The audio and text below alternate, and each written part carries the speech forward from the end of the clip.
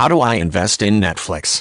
Most of us dream of the day we retire, especially if that retirement also means we have a guaranteed income for life without working for it.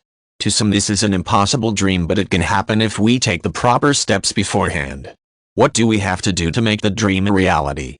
Investing in managed funds could be the answer. You don't need a lot of money to invest in a managed fund. Some let you start with as little as $500, others prefer twice that amount. In today's climate, nearly everyone can save that.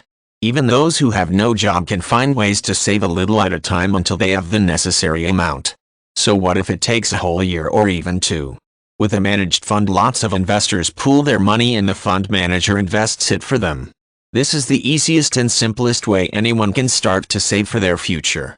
The profits from the initial investment must be plowed back into the fund, of course, otherwise it will all be spent on present needs or wants.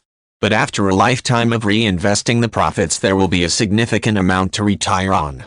And those who are wise enough to see the benefits will continue to save for investment purposes so that the initial deposit will swell a great deal over time. Self-managed superannuation is another option for making the dream come true.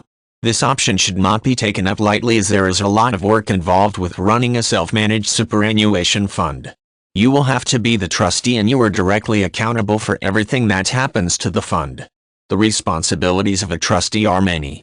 There are strict guidelines that you must comply with, and failure will bring down the wrath of the tax office upon your head. You must lodge both an income tax return and a superannuation fund return on an annual basis. As well, there must be superannuation member contribution statements lodged every year. An approved auditor must be appointed to do an audit annually.